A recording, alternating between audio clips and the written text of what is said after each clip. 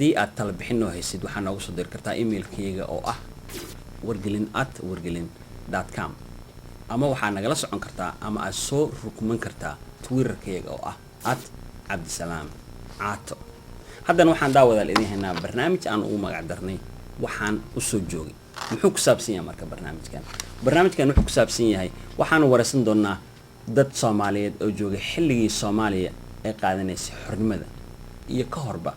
waxaan rabnaa in ay nooga sheekeeyaan meelahii ay joogeen xilliyadaas, waxyaabihii ay sameyn jireen, nolosha Soomaaliya waagaas sidii ay ahayd. waxaan hadda ku bilaabanaa Suldaan Siciid oo ah oday Soomaaliyeed, taariikh fara badanna haya. maalintii calanka la taagay waxay ahayd 1954 oo way ka horeysay 60kii. marka maalintaas anigu calanka waxaan ka taagay Buur-Hakaba meel la yiraahdo degmadaas oo nin Carabta deganay dalka markaas uu ka yahay diinsi ayaa calanka laga taagay. faraxa u badnay maalintaas uu yahaa.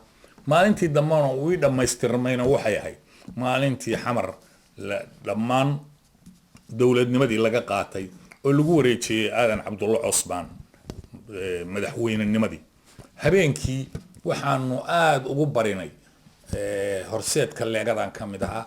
waxaanu ku dhafaray tarabuunkii meeshii gubernar ka horeysay oo ahayd kaniisada dheer ay ka taagneed banaankeedii ayaanu ku barinay annagoo badan, annagoo farax meeshaas la seexan weynay.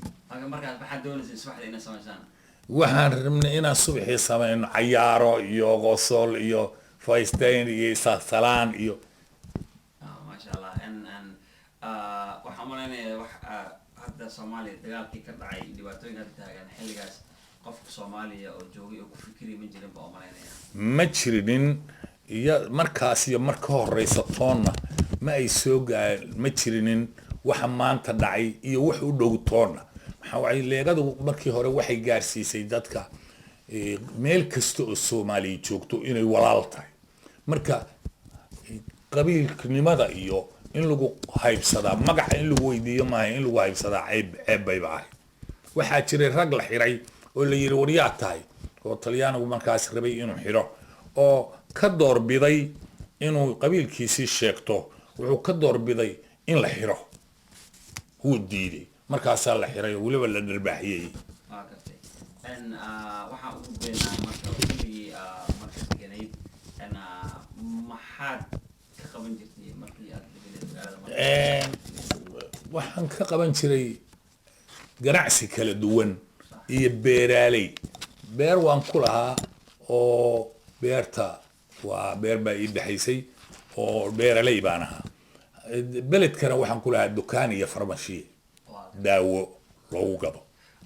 beertaada goobweyn mooska maxaa yani dadka tusi kartaa qofka beeraleyda ah yani noloshiisu sida ay tahay xilligaas? moosku dadkii markaa jiro Soomaaliyeed beeraha ka jooga nolosha ugu fiicnayd buu moosku ahaa. inkastoo ay u badnaayeen dadka haystay dadkii Talyaaniga ah. waxaana laga bartay Talyaaniga beeraha mooska oo muddo dambe yaa Soomaalidu ku baraarugtay. markii hore waxaa loo wada shaqeynayay Talyaaniga ayaa loo shaqeynayay. meelaha istaraatiijiga ama mooska u dhow ama biyo webiga u dhow yihiin waxaa markii horeba degay intii isticmaalku jiray dawladda Talyaaniga qayb ka mid ah niman Talyaani oo ganacsata lagamana rarin markii dambe walow ay ka guurguureen markii kacaan ku dhashay. marka qofka yani beertaada mooska markii ay soo baxdo oo mooska la gooyo xagee u iibgeyn jirteen? waxaan u iibgeyn jiray waxaa iman jiray nin Talyaani ah kunturaad ku qabay oo ka qaata beeraha oo isagu beecgeeya. waxaana ay ku heshiis ku ahaayeen dawladda Soomaalida. Somali Fruit baa la jirtay. Somali Fruit marka waxaa lahaa Soomaaliduna waa wax soo saarkay lahayd. dibaddana waxaa geyn jiray Santoni gaal yiraahdo Talyaaniga oo marka isagu iyo dawladdu ay heshiis ku yihiin lacagta adag ay qaybsan jireen laakiin ninka wax soo saara lama siin jirin wax lacag oo adag local ku qaadan jiray lacagta Soomaaliga marka mooska Soomaaliya sidee ayaa looga jeclaa dibadda mooska Soomaalida mar waxa dhici jiray Talyaaniga markii la geeyo inuu qolofta Soomaalida moosaska kale ku gadan jiray jacayl loo qabo awgeed aad loo jeclaa xilligii dagaalku uu dhacay oo la soo qaxay dhibaatooyin badan baa dhacay maxaa kuugu dhib badnaa soo martay ama aragtay waqtigii burburkii sideeda ahaanba anigu ma soo qaxin markii u horeysay oo burbur ku dhacay sababtu waxa weeye waxaan qabay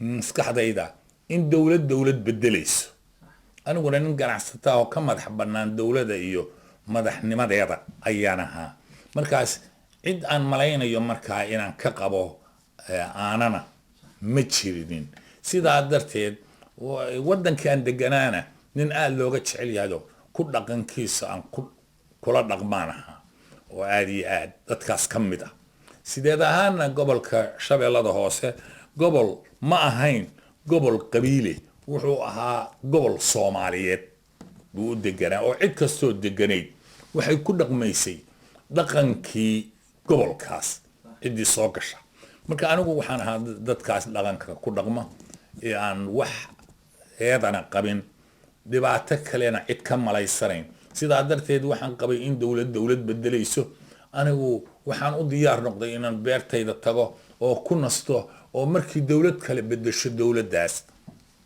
aan markaa tii hadba timaada canshuurta iyo nabixiyo iska bixiyo lana dhaqmo sidii tii hore wata daawadeel waxaa la soo gaaray gabagabadii barnaamijkeega inta laga gaaray toddobaadka soo socda waxaan idin haynaa videogan waa inoo iyo toddobaadka soo socda iyo wargelin kale mahadsanidin